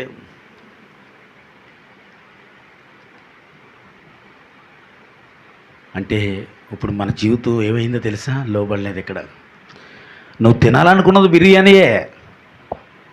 ఒక విషయం చెప్పనా, మనం ఉన్నదాన్ని బట్టి సర్దుకుని ముందుకు వెళ్ళిపోయామనుకోండి, మన కుటుంబం చాలా దీవెనకరంగా ఉంటుంది తెలుసా. ఒక ఉపమానం చెప్పనా, ఒక రాజుగారి కోట ఎదురుగుంటా ఒక ఇద్దరు బెగ్గర్స్, అంటే అడుక్కునేవారు ఉంటారు కదా, వారిద్దరూ ఆ రాజుగారి కోట ఎదుర్కొంటూ ప్రతిరోజు ఉండేవారంట. అది ఎలా తెలుసా? వారు ఒక 2 పలకలు తీసుకుని, ఒకడేమో రాజే నాకు సహాయకుడు అని రాసాడంట, ఇంకొకడేమో దేవుడే నాకు సహాయం అని రాసాడంట. అయితే రాజుగారు వెళ్తా చూసి రాజే సహాయం అన్న చూసి ఆనందపడేవాడంట. దేవుడే సహాయం అన్నప్పుడు చూసాడు, కోపం వచ్చి వీడికి దేవుడు ఎలా సహాయం చేస్తాడో చూద్దాం అనుకునేవాడంట. రోజు ఏం చేసేవాడంటే లోపలికి వెళ్ళి, అరే రాజే సహాయం అని రాశాడు చూసావా, వాడికి బిర్యానీ తీసుకెళ్ళాను వాడంట. వీడు రోజు బిర్యానీ తినేవాడంట. ఎవడు? రాజే సహాయం అని రాసుకున్నాడు. రోజు బిర్యానీ ఆడి పాపం. ఎందుకంటే రాజు ఏది తింటే అది పంపించేసేవాడు, రాజు ఏది తాగితే అది పంపించేసేవాడు. అందుకని ఆ పలక రాసుకుని ఇంకా అక్కడే కూర్చున్నాడు, ఇంకా అడిగి వేరే పని లేదు పాపం. ఈడేమంటే ఈడు దేవుడే సహాయం అని రాసి పట్టుకున్నాడు, ఉంటే తింటున్నాడు లేకపోతే లేదు. ఆకలి వేసినా దాహం వేసినా పాపం ఉంటే తింటున్నాడు, ఎవడన్నా పెడితే తింటున్నాడు, లేకపోతే అలాగే ఎదురు చూస్తున్నాడు. దేవుడి మీద ఆధారపడుతున్నాడు, మనుషుల మీద మాత్రం ఆధారపడట్లేదు వీడు. కొన్ని రోజులు ఇలా జరుగుతూ ఉంది. అసలు ఈడేమో రాజు సహాయం నాకంటున్నాడు, ఈడేమో దేవుడి సహాయం అంటున్నాడు. అసలు రాజు సహాయం అంటే ఏంటో చూపిస్తాను ఇయాలేడికనని రాజు లోనికి వెళ్ళిపోయి శుభ్రంగా ఈ మొత్తం డబ్బు బంగారం మూట కట్టేసేసి ఒక బిర్యానీ ప్యాకెట్లో లోపల బంగారం అంతా కూరేసి బిర్యానీలో మరి ఇది పట్టుకెళ్ళి ఇచ్చారు. అంటే యథావిధిగా ఏం చేసాడు వీడు? పట్టుకొచ్చి ఆడికి ఇచ్చాడు. ఆడు మరి రోజు ఏం తింటున్నాడు? బిర్యానీ కదా. వీడు రోజు బిర్యానీ తీసి ఇలాగ వచ్చింది. ఆ రోజు ఆడేం చేసాడు తెలుసా? ఆ బిర్యానీ పొట్ల రోజు తినేం తింటాను దరిద్రం కాకపోతేనే అనేసి దేవుడే సహాయం అన్నోడికి పట్టుకెళ్ళి ఇచ్చాడు. స్తోత్రం చెప్పాలి ఇప్పుడు. హల్లెలూయా. ఎవరికి ఇచ్చాడు ఇప్పుడు? దేవుడే నాకు సహాయం అన్నోడు పట్టుకెళ్ళి ఇచ్చాడు. పట్టుకెళ్ళి ఇస్తే వీడు పాపం ఇవాళ బిర్యానీ వచ్చిందిరా దేవానికి స్తోత్రానికి నువ్వు ఓపెన్ చేస్తే దాని నిండా బంగారం, ఆడికి కావాల్సినవన్నీ ఉంది. ఆశ్చర్యపోయి వెళ్ళిపోయాడు అక్కడి నుంచి. రాజు మళ్ళీ పొద్దున్న అదే రూట్లోంచి వస్తుంటే మళ్ళీ రాజే సహాయం కూర్చున్నాడు. ఈడు దుంపదా, ఈడెక్కడ ఉన్నాడు ఈడు? నిన్న కదా వీడికి ఎంత డబ్బు ఇచ్చాను నేను అని ఏం చేశాడు? చూసుకుంటూ వెళ్ళిపోయాడు. వెళ్ళిపోయిన తర్వాత మళ్ళీ ఆడికి మామూలుగా భోజనం పెట్టి పంపించాడు. ఆడికి ఇంకా నిన్న అలాగే నేను తినలేదు కదా, ఇవాళ తిన్నాడు. అది నిన్న తినలేదే. నిన్న ఎలాగే ఆడికి ఇచ్చేసాను బాబు, ఇవాళ మనం తిందాం పాప కూర్చుని తినేసాడు. మళ్ళీ రాజు మళ్ళీ యథావిధిగా వస్తున్నాడు. మళ్ళీ రాజే సహాయం మళ్ళీ అలా కూర్చుని ఉన్నాడు ఈ రోజుని. ఇదే వీడికి ఇచ్చింది సానలేదు ఏంటో సరైన పిలుచురా అన్నాడంట. అరే నీకు పలానా రోజు నీకు బిర్యానీ ప్యాకెట్లో నీకు ధనం పెట్టి పంపించా. అయ్యి బాబాయ్ రాజుగారు కొంప ముంచేశారు, ఆ రోజు ప్యాకెట్ నేను తినలేదండి బాబు. ఇంకోసారి పరాదరగా దేవుడు ఒక్క మారే రెండో గారు మాడతాడు మళ్ళాటాడు. దేవుడు స్తోత్రం చెప్పాలి. హల్లెలూయా. అంటే ఇప్పుడు ఎవరికి సహాయం అందింది? మనుషుల మీద ఆధారపడేవాడికా దేవుడి మీద ఆధారపడేవాడికా? చెప్పాలి. దేవుడి మీద ఆధారపడేవాడి కన్నా వాళ్ళందరూ చప్పట్లు కొట్టాలి ఇప్పుడు. హల్లెలూయా. దేవుడి మీద ఆధారపడే వారికి ఏమొచ్చిందండి? మనుషుల మీద ఆధారపడే వారికి ఏమొచ్చిందండి? మనుషులు నమ్ముట కంటే చెప్పాలి యెహోవాని ఆశ్రయించుట, రాజులు నమ్ముట కంటే యెహోవాని ఆశ్రయించుట నీకు మేలు బిడ్డ. ఆమెను చెప్పాలి. హల్లెలూయా. మనుషులు నమ్మొద్దు. నీ కుటుంబంలో నీకు అబ్బో నీకంటే నమ్మకం నాకు లేరని అనొద్దు. ధనాన్ని నమ్ముకోవద్దు, నీ కుటుంబాన్ని నమ్ముకోవద్దు, స్నేహితులు నమ్ముకోవద్దు, లోకాన్ని నమ్ముకోవద్దు, లోకంలో ఉన్న వారిని నమ్ముకోవద్దు. సజీవుడనే యేసుక్రీస్తు ప్రభుని మాత్రమే నమ్ముకుంటాను. చప్పట్లు కొట్టాల. ఆయనను మాత్రమే నేను నమ్ముకుంటాను. ఆయన మాత్రమే చెప్పండి గొప్పవాడు. ఆమేన్. హల్లెలూయా. మరి శ్రమ ఎందుకు వచ్చిందండి ఇప్పుడు నీ జీవితంలోనికి? అంటే ఇన్ని దేవుడు చేస్తున్న శ్రమ ఎందుకు వచ్చింది అంటే, దేవుడు నిన్ను ఏం చేశాడు? పరీక్షించాడు, పరిశోధించాడు. నిన్ను మేలిమి బంగారంగా కడగాలనుకున్నాడు, దానికి పనికొచ్చే వస్తువుగా చేయాలనుకున్నాడు, దానికి మాత్రం ఉపయోగకరమైన వ్యక్తిగా చేయాలనుకున్నాడు, దానికి మాత్రమే దేవుని రాజ్యానికి మాత్రమే పనికొచ్చే వ్యక్తిగా నేను తయారు చేయాలనుకున్నాడు. కాబట్టి నిన్ను దేవుడు పరీక్షించాడు, పరిశోధించాడు. అందులో వచ్చిన ఈ శ్రమ, ఈ శోధన, కష్టము కావచ్చు. కాబట్టి వీటిని చూసి భయపడొద్దు. ఏమీ లేదండి. ఆ రోజు వాడు నాకు పడవ ప్రయాణం చేసేటప్పుడు చిన్న గాలితో పని వచ్చింది, పేతురు ములిగిపడి కదా, అలాంటివి అనుకోవి. కానీ ఎందుకు భయపడ్డామని చేయబట్టి లేవ తీసాడు లేదా పేతుర్ని? ఆమె చెప్పాను మరి. హల్లెలూయా. వదిలేశాడా దేవుడు? భయపడ్డాడు. నడుస్తానంటే నడువు బిడ్డ అన్నాడు. చక్కగా అడుగు పెట్టాడు. యేసయ్యలాగే నడుచుకుంటూ వచ్చేస్తున్నాడు. ఎందుకంటే అది విశ్వాసం. మొదటిలో బాప్తిసం పొంది రక్షణ పొందినప్పుడు కూడా దేవుళ్ళో ఎలాగే ఎదిగారు మీరు. కానీ కష్టం వచ్చింది, బాధ వచ్చింది, శ్రమ వచ్చింది, ఏదో వచ్చేసిందని ఏం చేశాడు? పేతురు అలా చూడగానే మొలగటం మొదలెట్టాడు. చూడలేనంతసేపు నడిచాడు. చూశాడు కాబట్టి మొలగటం మొదలెట్టాడు. ములిగాడు కాబట్టి యేసే తన దగ్గరకు వచ్చి, ఎందుకు బిడ్డ భయపడుతున్నావు? ఎందుకు అవిశ్వాసంతో? ఎందుకు ముందు నడిచినట్టు ఇప్పుడు నడవలేకపోతున్నావు అని చెయ్యి బట్టి ములిగితే ములిగెళ్ళే నాకెందుకని వదిలేయడండి? వదల్లా. ఏం చేశాడు? ఆమేన్. హల్లెలూయా. కాబట్టి ఇలాంటి పరిస్థితి నీ జీవితంలో ఎదురయ్యేటప్పుడు అవిశ్వాసంలో పడద్దు. దేవుడు నాకెందుకు ఇలా చేశాడని అనొద్దు. దేవుడు నాకెందుకు ఇలాంటి భర్తనిచ్చాడని అనొద్దు. నాకే ఇలాంటి భార్యని ఎందుకు ఇచ్చాడు అనొద్దు. నాకే ఇలాంటి బిడ్డల్ని ఎందుకు ఇచ్చాడు దేవుడు అని అనొద్దు. ఎందుకంటే దేవుడు నీకు మేలే చేశాడు. ఆమె చెప్పాలి. దేవుడు ఏం చేశాడండి? మేలే చేశాడు. నీకు బిడ్డలను మేలుకరంగానే ఇచ్చాడు, భర్తను మేలుకరంగానే ఇచ్చాడు, భార్యను మేలుకరంగానే ఇచ్చాడు నీకు. కానీ ఆ మేలు మనం ఏం చేస్తున్నామంటే వాటిని సరైన రీతిగా నీవు కాపాడుకోలేకపోతున్నావు, నడిపించుకోలేకపోతున్నావు, నీ కుటుంబాన్ని నువ్వు సరి చేసుకోలేకపోతున్నావు. అంతే. ఇవి చిన్న అవధేత, చిన్న లోపం, చిన్న తప్పు, చిన్న పొరపాటు. ఇది ఒకవేళ దీన్ని నీ దేవుడికి అప్పగిస్తే ఏమవుతుందండి? నా దేవుడు నీ కుటుంబాన్ని సరి చేసేయగలిగిన శక్తిమంతుడు. చప్పటి కొట్టాలి ఇప్పుడు. నీ కుటుంబాన్ని సరి చేయగలిగిన శక్తిమంతుడు ఎవరు? ఆమె చెప్పాలి. ఎవరండి ఆయన? నా దేవుడు. నువ్వు చెప్పగలగాలి. శ్రమ వచ్చిందని అనొద్దు, బాధ వచ్చిందని అనొద్దు, శ్రమలో నలిగిపోతున్నాను అనొద్దు. అవి నా దేవుడు చూడట్లేదు అనుకుంటున్నారేంటి? చెప్పాలి. చూడట్లేదండి? చూస్తున్నాడండి ఆయన. నువ్వు పడే బాధను చూస్తున్నాడు, నువ్వు పడే కష్టాన్ని చూస్తున్నాడు, నువ్వు ఏడుస్తున్న ఏడుపును చూస్తున్నాడు, నీ మోకాళ్ళ అనుభవాన్ని చూస్తున్నాడు ఆయన. ఏది చూడట్లేదని అనుకోవద్దు. అసలు దేవుడు నన్ను చూస్తున్నాడా? ఒక్కోసారి అనిపించేస్తూ ఉంటుందండి అలా. దేవుడు నిజంగా చూస్తున్నాడు అంటారా అండి? దేవుడు ఉన్నాడు అంటారా అండి? దేవుడు సహాయం చేస్తాడంటాడండి. దేవుడు సహాయము చేస్తానన్నాడు. నీతిమంతులుగా ఆయన ఏం చేస్తాడు? మేలు చేస్తానన్నాడు. అంటే ఇలాంటివి వచ్చినప్పుడే దేవుడు ఏమంటే నిలిచి నిన్ను నీతిమంతురాలు, నీతిమంతుడు అంటాడు. ఆమేన్. హల్లెలూయా. ఎప్పుడు అంటాడంటే ఇలాంటివి వచ్చినప్పుడు నిలవబడే వాళ్ళని అంటాడు దేవుడు. పడిపోయిన వాళ్ళు ఎలా అంటాడండి? తప్పు చేసినప్పుడు కొడుకుని తల్లి, కూతుర్ని నా తల్లి ఏమంటుంది? ఎదవా అంటుంది. తప్పు చేయకుండా ఎదవని ఎందుకు అంటుంది? నా కడుపును చెడబుట్టావురా అని ఎందుకు అంటుంది నీ తల్లి? తప్పు చేస్తే, తప్పు చేయకపోతే అన్నది కదా. శ్రమ వచ్చినప్పుడు నువ్వు పడిపోతే దేవుడు కూడా ఇలా అనాల్సిన పరిస్థితి నీ జీవితంలోకి రాకుండా ఉండాలంటే అప్పుడు నువ్వు నిలబడాలి. ఆమె చెప్పాలి. అన్నీ ఉన్నప్పుడు అందరు నిలబడతారండి బాబు. డబ్బు ఉన్నప్పుడు నిలబడతాడు, భర్త బాగా మంచిగా ఉంటే నిలబడతావు, భార్య మంచిగా ఉంటే నిలబడతావు, నీ కుటుంబంలో అందరూ సహకరిస్తే నిలబడతావు. ఇవేమీ సహకరించలేవు నిలబడవుగా నీ ముఖం.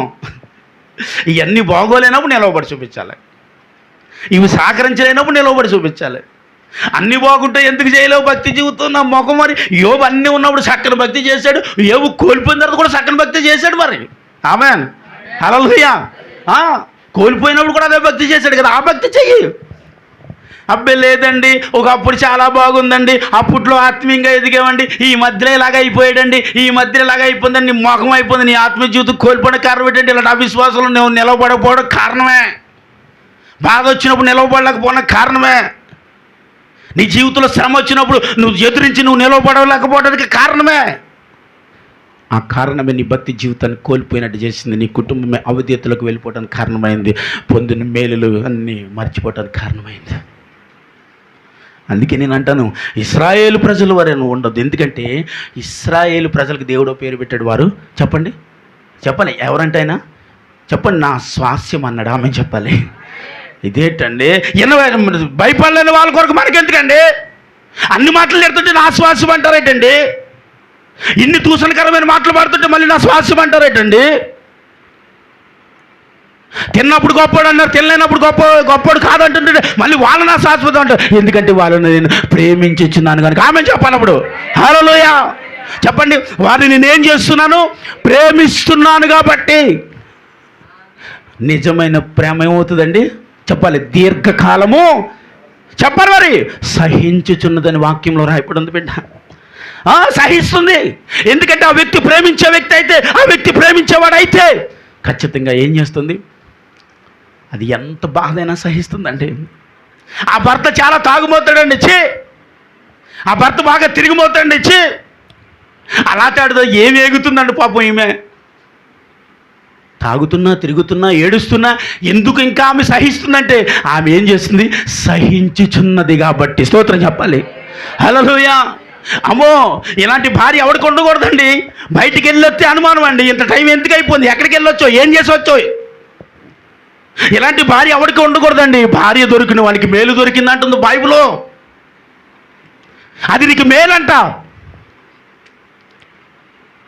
నీకు అనిపిస్తుంది ఆమె ఒక్కొక్కసారి నీకు అలాంటి పరిస్థితులు కనిపించేటప్పుడు, నేను అంటాను అలా కనిపించేటప్పుడు నువ్వు విశ్వాసంతో నిలవబడిపెట్టా గడిగా చెప్పడబెట్టా. హల్లెలూయా.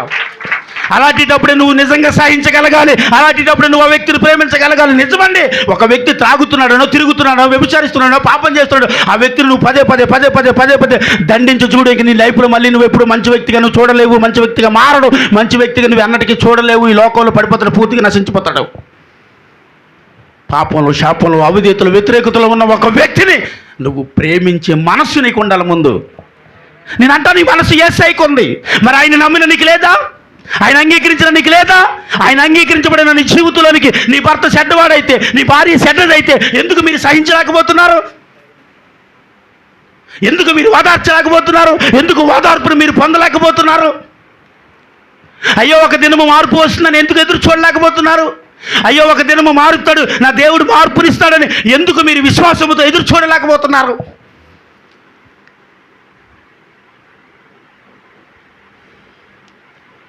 నేను అంటాను, ఇది మన యేసుక్రీస్తు ప్రభు మనసు అండి ఇది. ఎందుకంటే ఈ పాపం చేసిన ప్రజలు వ్యభిచారులే, త్రాగుమోతులే, తిరిగిమోతులే, కైనా వారి కొరకు దేవుడు అన్నమాట. వీరు నా స్వాస్యము. ఆమేన్. హల్లెలూయా. వీరు నా స్వాస్యము, వీరు నా స్వాస్యము ప్రజలు, వీరు నా ప్రజలు. ఎందుకయ్యా నీకు ఇంత ప్రేమ అంటే వారిని నేను ప్రేమించుచున్నాను. కనుక చేపట్లు కొట్టాలప్పుడు చెప్పండి, వారిని నేనేం చేస్తున్నాను? చెబుతలే, ప్రేమించుచున్నానని చెప్పాలి.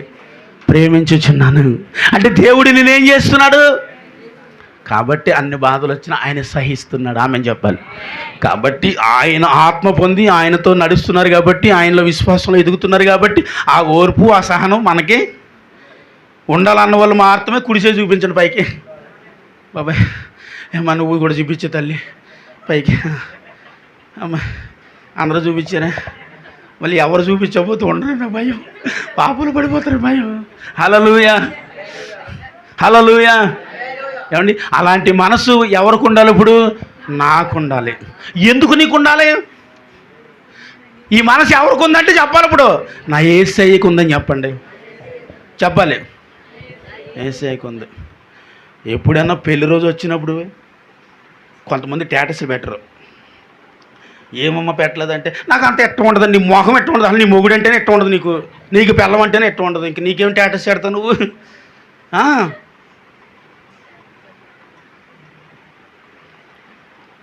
అర్రే ఇదేటమ్మా తప్పు కదా. అందరూ ఎడదావు కదా, మీ బంధువులు అందరూ పెళ్లి రోజులు, పుట్టినరోజులు అన్ని ఫోటోలు వస్తాయి, నీ ఫోటో రాదు. అదే అంటే అబ్బాయి ఆడితోటి చాలా ఇసుకుపోతున్నానండి. ఈ దరిద్రం తెచ్చిన ఎత్తిమి పెట్టాడు మా బాబు మా అమ్మ. ఇంక నీకు వేసే మనసు ఎక్కడుందమ్మా?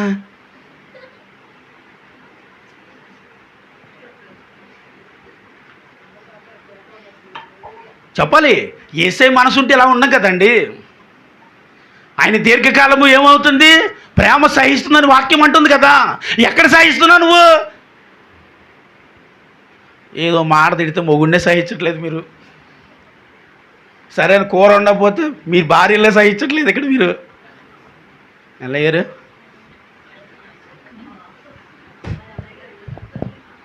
ఓ మాట అంటే పడరు మీరు రాయలు. అప్పుడప్పుడు అనిపిస్తుందా నెత్తి మీద కుంపడు పెట్టాడు బాబు తెచ్చని? ఎప్పుడు అనిపించలేదండి? మగవాళ్ళు అక్కడ చెప్పండి బాబు. ఏం పర్లే. మైక్లో మాట్లాడుతున్నానా? అర్రే అయితే అందరూ వినేసి ఉంటారు ఇక్కడ. హల్లెలూయా అనిపిస్తుందండి అప్పుడప్పుడు. ఎప్పుడన్నా అనిపించలేదా? ఎందుకు ఒప్పుకుంటారు మీరు? ఒప్పుకుంటే లోబడి ప్రజలు అవతరు, ఒప్పుకోకే లోబడాలి ప్రజలు అయ్యారు. నిజమండి. మనం ఒప్పుకోవాలి అంత బేగా. ఒప్పుకున్నాం అనుకో, అర్ర ఇది ఎలాంటి వాడు అంటుంది పక్క వాళ్ళందరూ వింటారు. అర్ర ఈమె ఎలాంటిది అంటే పక్క వాళ్ళందరూ వింటారేమో అని భయం కాబట్టి లేదండి మా ఆయనకి ఎప్పుడు మంచిగా పెడతాను, మా ఆవిడని ఇప్పుడు చాలా బాగా చూసుకుంటాను, అసలు ఒక్క మాట అన్న అమ్మ అమ్మ అమ్మ మాడతా ఇప్పుడు నాకు అయ్యా అయ్యా అయ్యా అన్న మాట తప్ప రాదు.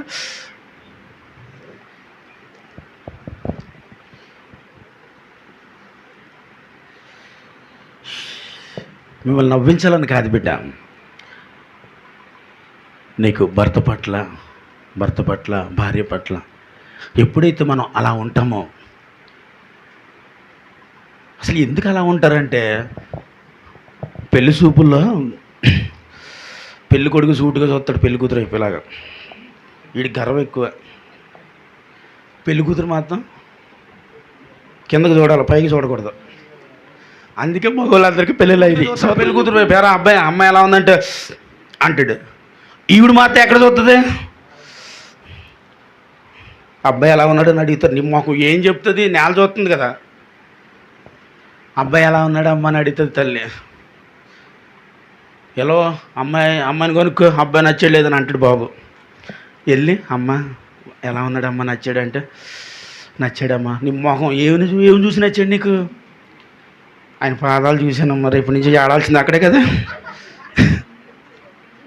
పర్లేదు, రేపు నేను ఆడాల్సింది అక్కడే కాబట్టి పాదాలు చూశానమ్మా. నచ్చాడమ్మా? నచ్చాడు. పెళ్ళి అయిపోయిన తర్వాత చూస్తుంది. మనిషినే కాదు మనిషి స్వభావాలు కూడా చూస్తుంది అక్కడి నుంచి. వీటిదేమో రాసి రంపన పెడతా ఉంటాడు. కానీ ఇప్పుడు తల్లిదండ్రులు ఏది ఎలా ఉంటుంది? అబ్బా నా కూతురు ఎంత హ్యాపీగా ఉందో అనేటట్టుగా బ్రతుకుతుందండి. నేను ఆడదానికి ఇచ్చిన గొప్ప గుణం అదొకటే. దేవునికి స్తోత్రం. ఎంత కష్టాన్నైనా సరే మనసులో దాచేసుకుని భూమికున్నంత భారం ఉంటుంది ఇక్కడ. ఒకసారి బద్దలైంది అనుకోండి, ప్రపంచం మొత్తం కూలిపోతాం అనమాట. అలా అయిపోద్ది లైఫ్లో. మళ్ళీ మన ముఖం ఇప్పుడు చూడండి అప్పుడు. అంటే అంత ఇక్కడ దాచేస్తుంది. అది దాయకుండా బయటకు వదిలేసింది అనుకోండి, మనం ఇక్కడ ఉండం. నిజం.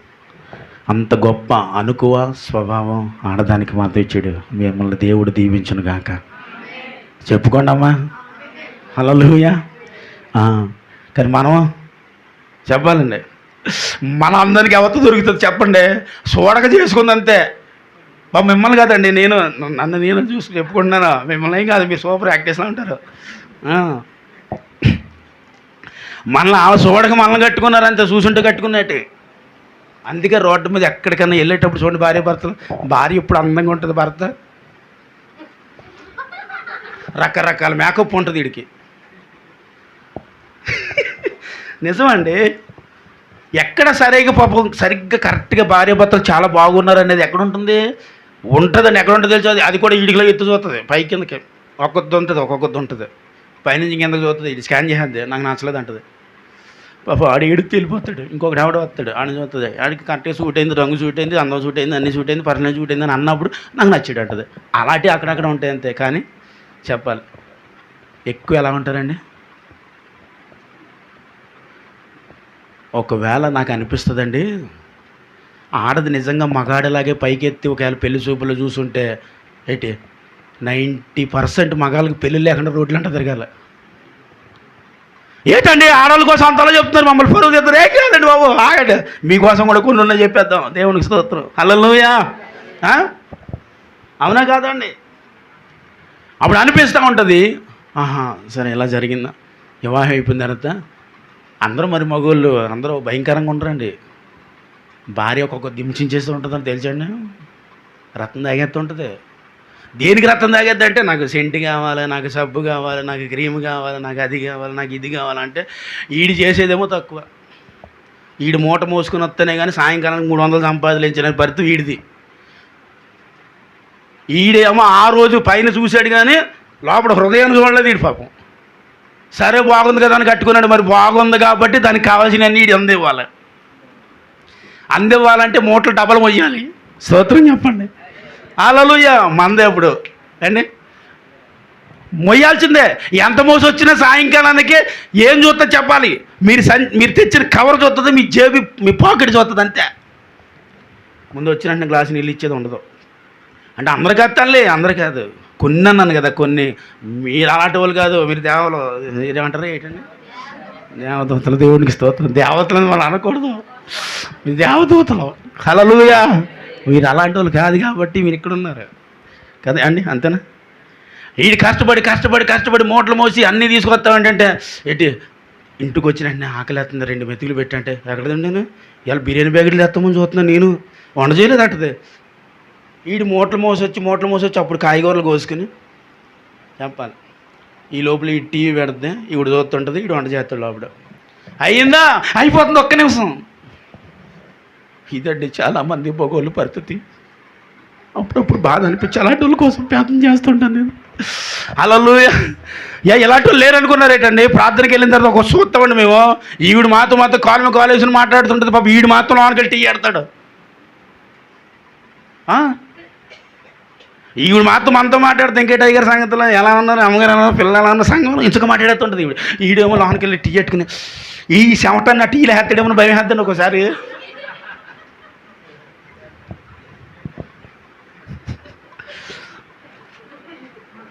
ఒకసారి అనిపిస్తుంది, తాగేటప్పుడు ఒప్పుకుంటుంది. సరే ఏంటి మర్చిపోయి షుగరానికి సాల్ట్ వేసారంటే, అరే చెమట కార్చిపోయి ఉండేనండి. మనవాళ్ళు అలాంటి కాదండి, మన వాళ్ళు ఎవరన్నాను ఇప్పుడు, దేవదూతలు అన్నాను కదా, దేవుడికి స్తోత్రం, హల్లెలూయా అండి. మనవుల కోసం కాదండి చెప్తుంటా, బయటికి వెళ్తాం కదా అక్కడక్కడ ఇక్కడ కూడా ఉన్నారండి. అంటే మన సంఘంలో కూడా ఉంది అంటే, మీరు అప్పుడప్పుడు ఉప్పు టీ తాగుతారా చెప్పాలి, మరి ఉప్పుకున్న టీ తాగుతున్నారా అంటే మరీ అమ్మగారు చెమటేసి కాస్తుంది, దానికి అర్థం అది. ఇంక ఇలాంటి భార్యలు కొంపలో ఉన్నప్పుడు షుగర్తో పని ఉండదండి మనకి. అలాంటి భర్తకి షుగర్ కూడా రాదు, దేవుడికి స్తోత్రం, హల్లెలూయా. అలాంటి భర్తలకు ఏమి రాదండి, బీపీ వస్తుంది. ఏమవుతుంది, ఏమీ లేదండి, షుగర్ లేదు, బీపీ లేదు. మీరు అదట్టు మంతులండి బాగా. స్తోత్రం, మిమ్మల్ని దేవుడు మిమ్మల్ని ఇద్దరిని ఇంకా దీవించను గాక, ఆమె. నిజమండి, అప్పుడప్పుడు ఆ వయసులో ఉన్న వాళ్ళు చూస్తే అనిపిస్తుంది, ఇంకా ఇన్ని సంవత్సరాలైనా వాళ్ళు అలా ఎలా ఉన్నారని అనిపిస్తుంది. కొత్తగా పెళ్ళైన 2-3 నెలలు పెళ్ళైన వాళ్ళే కోర్టు మెట్లు ఎక్కేస్తున్నారు. ఏమైందమ్మా అంటే, నా కోసం తప్పకుండా ప్రార్థన చేయండి అయ్యగారు. తప్పకుండా చేస్తానమ్మా, ఏం కావాలి, ఆడు నుంచి నాకు విడాకులు కావాలి. డైరెక్ట్గా చూస్తే చంద్రబాబు వస్తుందేమో అనిపిస్తుంది. నా తల్లే మొన్నే కదమ్మా వివాహం అయింది, ఇంకా ఏ గర్భపు కల మనం ప్రార్థన చేయమన్నా ఫోన్ చేసామనుకుంటాను. నాకు ఆడొద్దు.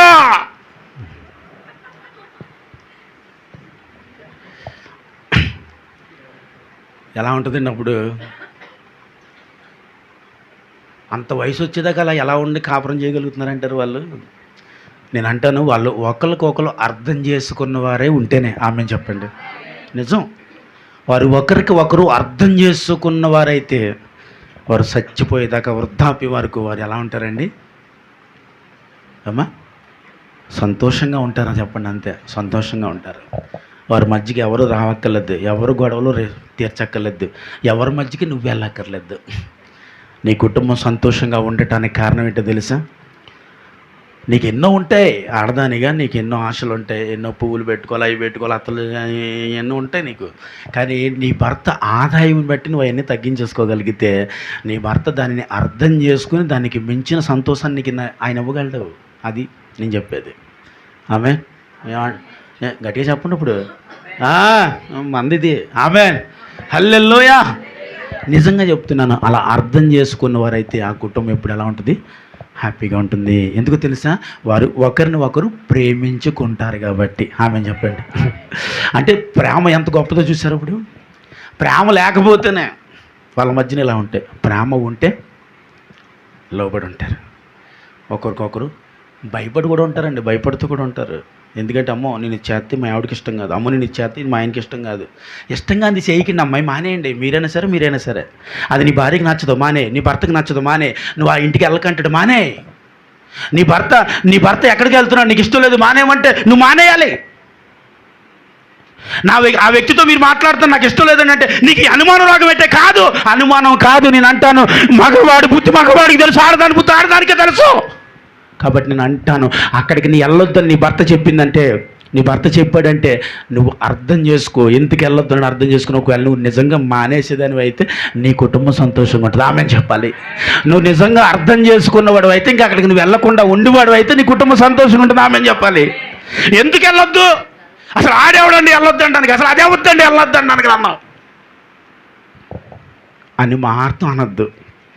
ఎవరని అనొద్దు. ఎవరని తెచ్చుకునేట్టుకున్నావు, ఎవరని చేసుకున్నావు కాబట్టి ఎవరని అనొద్దు.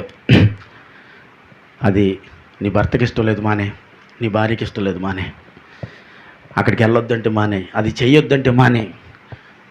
అప్పుడు ఆ కుటుంబంకి హ్యాపీయా? స్తోత్రం చెప్పండి. హల్లెలూయా. అవునా కాదండి? అది నీకు భర్తకి ఇష్టం లేని పని నువ్వు చేయొద్దు అంతే. ఇంకా నీ భార్యకి ఇష్టం లేని పని నువ్వు చేయొద్దు అంతే. అప్పుడు హ్యాపీగా ఉంటాం. లేదు నేను చేస్తాను, లేదు నేను వెళ్తాను, లేదు నేను ఇలాగ ఉంటానంటే ఆ కుటుంబంలో ఎప్పుడు ఏడ్పులో గోలలే. ఈవిడ అమ్మగారింటికి వెళ్తూ ఉంటుంది, ఆయన అమ్మగారింటికి వెళ్తూ ఉంటాడు. ఎందుకంటే వారు సమాధాన పడరు, వారు ఇంకా లోబడరు. వారు మనిషికి మనిషి లోబడకపోతేనే ఎంత ప్రమాదం అయిపోతుందంటే మనుషులు అందరూ కలిపి దేవుడికి లోబడకపోతే ఇంకెంత ప్రమాదం అండి ఇది. మనందరము కలిపి ఎవరికి లోబడాలి? ఆమె హల్లెలూయా. మనందరము కలిపి లోబడవలసిన వ్యక్తులము. లోబడగలిగితే దేవుడి చేత తగిన దీవెనలు పొందుకునేవారు. ఆమేన్ హల్లెలూయా. ఎందుకంటే వారు లోబడలేని ప్రజలు అన్నారు దేవుడు. అందుకే వారికి శ్రమ వచ్చింది అన్నాడు. చూడండి నా మాట చదివిస్తాను ఒకసారి. యెషయా గ్రంథం తీయండి. యెషయా గ్రంథం 30 అధ్యాయము 1వ వచనంలో ఏమంటున్నారు చూడండి ప్రభు. యెహోవా వాక్కిదే, లోబడని పిల్లలకు అందరూ చెప్పండి మరి ఎవరికి శ్రమ? చూసారా? భార్య భర్తకు లోబడపోయినా, భర్త భార్యకు లోబడపోయినా, భార్య భర్తకు లోబడపోయినా, అందరం కలిసి దేవుడికి లోబడపోయినా, పిల్లలు తల్లిదండ్రులకు లోబడపోయినా ఆ కుటుంబంలో ఏముంది ఇప్పుడు? అది శ్రమ ఎందుకు వచ్చిందో తెలియదండి నా కుటుంబానికి అంటావు. ఎందుకు వచ్చింది? ఇంతగా వచ్చింది. ఎందుకంటే మనం దేవుడికి లోబడకే శ్రమ వచ్చింది. నీకు దేవుడికి భయపడక శ్రమ వచ్చింది. నువ్వు భర్తకు లోబడక నీ కుటుంబంలో నీకు శ్రమ వచ్చింది. నువ్వు భార్యకు లోబడక నీకు శ్రమ వచ్చింది. తల్లిదండ్రులారా, బిడ్డలు తల్లిదండ్రులకు లోబడకపోవటం వల్ల ఈ కుటుంబంలో శ్రమ వచ్చింది అంటాను నేను. మన అందరం కలిసి దేవునికి లోబడకపోవటం వల్ల శ్రమ వచ్చింది. కొన్ని శ్రమలకు కారణాలు ఉంటాయి, కొన్ని శ్రమలకు కారణాలే ఉండవు. నిజమండి. కొన్ని దెబ్బలంటే కారణాలు ఉండవు. ఇప్పుడు ఏమన్నా అడిగిదామని మధ్యవర్తికి నిలబడుకో, వీడి ముఖం చెప్పాలి ఏమంటో తెలుసా? అంటే చెప్పిందేలే మళ్ళీ చెప్తుండే అనుకోవద్దు. నీ ముఖంతో ఎప్పుడన్నా మల్లెపూలు తెచ్చావా అంటది. ఎవరినంట తెలుసా? మొగుడిని అందండి. మధ్యవర్తిగా నిలబడతాను కదా, వెళ్ళి నేను ఏమైందమ్మా గొడవ అని అడుగుతాను. వెళ్ళిన తర్వాత నీ ముఖంతో 3 మల్లెపూలు తెచ్చావంటది నన్ను. నేను తెచ్చేవాళ్ళంటే దీనికి 3 మల్లెపూలు. సరే ఈవిడ బాగా రాంగ్గా మాట్లాడుతుంది. సరే ఏమైందండి ఏంటని అడిగాను అనుకో. ఎప్పుడన్నా వచ్చినంటే గ్లాస్ మంచిని ఇచ్చావేట నువ్వు? ఎవడు?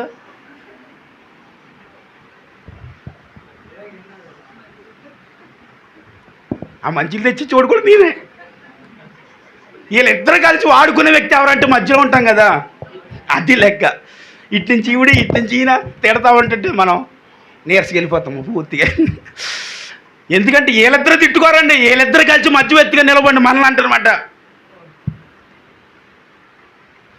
ఇవన్నీ తినేసిన తర్వాత సరే కళ్ళు మూసుకోండి, ప్రార్థన చేస్తాను, ఇంకేముండదు ఇంకా. ఎందుకంటే ఆల్రెడీ తినేసాం కదా, ఇంకా వాళ్ళని తిట్టడానికి మన దగ్గరే ఉండదు మ్యాటర్. 2 మాటలు చెప్పేసి చిన్న వాక్యం చదివేసి చిన్న ప్రార్థన చేసి వచ్చేస్తాం, అదే వాళ్ళని మార్చేస్తుంది. అంతే, దేవునికి స్తోత్రం, హల్లెలూయా. కాబట్టి ఒకరికొకరు లోబడితేనే వారికి సమాధానము. అది కొంత గట్టిగా చెప్పాలి. అది ఒకరికొకరు లోబడితేనే వారికి సమాధానము, ఆ కుటుంబానికి సమాధానము. మనందరం ఒకరికి ప్రభువుకు లోబడితేనే మన కుటుంబానికి సమాధానం. ఆమేనని చెప్పి మోకరించండి. కొద్ది మాటలు నా ప్రభు దీవించి ఆశీర్వదించును గాక. ఆమేన్. ఈ శ్రమ అనే వర్తమానం ఇంకా మనకి ముగింపు కాలేదు, ఇంకా ముందుకు వెళుతూ ఉంటుంది. అందును బట్టి అందరూ కట్టొద్దు, అందరూ హృదయపూర్వకంగా పైకి లేవండి. అందరూ పైకి లేచి నిలబడండి. హల్లెలూయా, హల్లెలూయా, హల్లెలూయా, గ్లోరీ, గ్లోరీ, గ్లోరీ. పరిశుద్ధాత్మ దేవుని మన మధ్యకి ఆహ్వానించుకుందాం. ఇంకా పరిశుద్ధాత్మ దేవుని మన మధ్యకి ఆహ్వానించుకుని ఈ కార్యక్రమాన్ని ముగించుకుందాం. అందరూ హృదయపూర్వకంగా ఏ శ్రమ నువ్వు కలిగి ఉన్నావో, ఏ బాధలో ఉన్నావో, ఏ శ్రమలో ఉన్నావో, ఏ ఇబ్బందిలో ఉన్నావో, ఏ వ్యాధితో ఉన్నావో, ఏ కష్టముతో ఉన్నావో, ఇప్పుడే దేవునికి నువ్వు మొర్ర పెట్టగలగాలి. హల్లెలూయా, హల్లెలూయా. చేతులు పైకెత్తండి, గ్లోరీ. చేతులు పైకెత్తండి. దేవుని సహాయాన్ని పొందాలి, దేవుని సహాయాన్ని పొందుకోవాలి. దేవుని సహాయం మీకు రావాలి, దేవుని సహాయం మీకు రావాలి, దేవుని సహాయం. ఎందుకంటే మన జీవితాల్లో అద్భుతాలు చేయవాడు ఆయనే. ఆమేన్. అద్భుతాలు చేయవాడు, చెప్పాలి, నా యేసయ్యా. ఆనందమిచ్చువాడు, అద్భుతాలు చెయ్యవాడు నా యేసయ్యా. ఆనందమిచ్చువాడు నా యేసయ్యా. ఆదరించువాడు, చెప్పాలి, దుర్గము నా యేసయ్యా. ఆదరించువాడు నా యేసయ్యా. ఆశ్రయ దుర్గము నా యేసయ్యా. నా యేసయ్యా నీవే చాలునయ్యా, నా యేసయ్యా నీవే కావాలయ్యా, నా యేసయ్యా నీవే చాలునయ్యా, నా యేసయ్యా నీవే కావాలయ్యా. అద్భుతాలు చెయ్యవాడు నా యేసయ్యా. ఆనందమిచ్చువాడు నా యేసయ్యా. అద్భుతాలు చెయ్యవాడు నా యేసయ్యా. ఆనందం నా యేసయ్యా. ఎర్ర సముద్రము ఎదురైనా, ఎరుకో గోడలు ముందున్నా. ఎర్ర సముద్రము ఎదురైనా, ఎరుకో గోడలు ముందున్నా.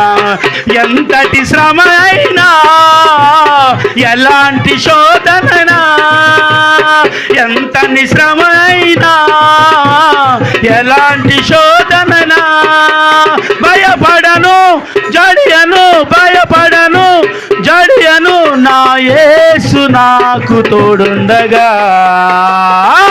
నా యేసయ్యా నీవే చాలునయ్యా, నా యేసయ్యా నీవే కావాలయ్యా, నా యేసయ్యా నీవే చాలునయ్యా, నా యేసయ్యా నీవే కావాలయ్యా.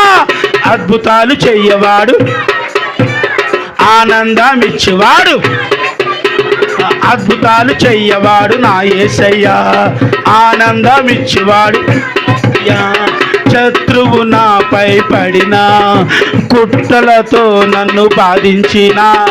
శత్రువు నాపై పడినా, కుట్రలతో నన్ను బాధించినా. ఆపత్కాలమైన, అంధకారమైన, ఆపత్కాలమైన, అంధకారమైన భయపడను, జడియను, భయపడను, జడియను, నా యేసు నాకు తోడుండగా. నా యేసయ్యా నీవే చాలునయ్యా, నా యేసయ్యా నీవే కావాలయ్యా, నా యేసయ్యా నీవే చాలునయ్యా, నా యేసయ్యా నీవే కావాలయ్యా. అద్భుతాలు చెయ్యవాడు నా యేసయ్యా. ఆనందమిచ్చువాడు, అద్భుతాలు చెయ్యవాడు నా యేసయ్యా, ఆనందమిచ్చువాడు నా యేసయ్యా, ఆదరించువాడు నా యేసయ్యా, ఆశ్రయ దుర్గము నా యేసయ్యా, ఆదరించువాడు నా యేసయ్యా, ఆశ్రయ దుర్గము నా యేసయ్యా, నా యేసయ్యా నువ్వే చాలునయ్యా, నా యేసయ్యా నువ్వే కావాలయ్యా, నా యేసయ్యా నువ్వే చాలునయ్యా. చెప్దాం. నా యేసయ్యా నువ్వే చాలునయ్యా, నా యేసయ్యా నువ్వే కావాలయ్యా, నా యేసయ్యా నువ్వే చాలునయ్యా, నా యేసయ్యా నువ్వే కావాలయ్యా. కళ్ళు మూసుకోరా, కళ్ళు మూసుకో. చాలునయ్యా, నా యేసయ్యా నువ్వే కావాలయ్యా, నా యేసయ్యా నువ్వే చాలునయ్యా, నా యేసయ్యా నువ్వే కావాలయ్యా, నా యేసయ్యా నువ్వే చాలునయ్యా, నా యేసయ్యా నువ్వే కావాలయ్యా, నా యేసయ్యా నువ్వే చాలునయ్యా, నా యేసయ్యా నువ్వే కావాలయ్యా, నా యేసయ్యా నువ్వే చాలునయ్యా, నా యేసయ్యా నువ్వే కావాలయ్యా, నా యేసయ్యా నువ్వే చాలునయ్యా, నా యేసయ్యా నువ్వే కావాలయ్యా, నా యేసయ్యా నువ్వే చాలునయ్యా, నా యేసయ్యా నువ్వే కావాలయ్యా, నా యేసయ్యా నువ్వే చాలునయ్యా, నా యేసయ్యా నువ్వే కావాలయ్యా, నా యేసయ్యా నువ్వే చాలునయ్యా, నా యేసయ్యా నువ్వే కావాలయ్యా, నువ్వే చాలునయ్యా, నా యేసయ్యా నువ్వే కావాలయ్యా, నా యేసయ్యా నువ్వే కావాలయ్యా, నా యేసయ్యా నువ్వే చాలునయ్యా, నా యేసయ్యా నువ్వే కావాలయ్యా, నా యేసయ్యా నువ్వే చాలునయ్యా, నా యేసయ్యా నువ్వే కావాలయ్యా,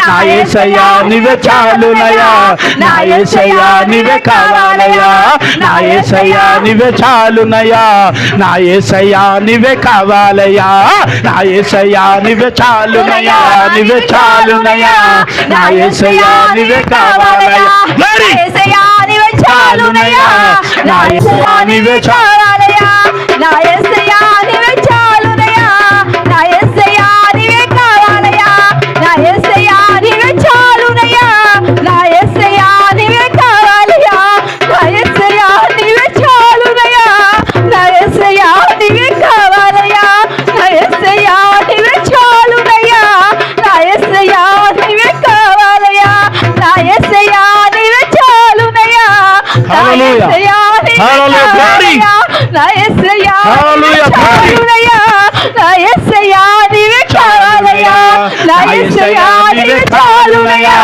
నా యేసయ్యా నువ్వే కావాలయ్యా, నా యేసయ్యా నువ్వే చాలునయ్యా, నా యేసయ్యా నువ్వే కావాలయ్యా, నా యేసయ్యా నువ్వే చాలునయ్యా, నా యేసయ్యా నువ్వే కావాలయ్యా, నా యేసయ్యా నువ్వే చాలునయ్యా, నా యేసయ్యా నువ్వే కావాలయ్యా, నా యేసయ్యా నువ్వే చాలునయ్యా, నా యేసయ్యా నువ్వే కావాలయ్యా.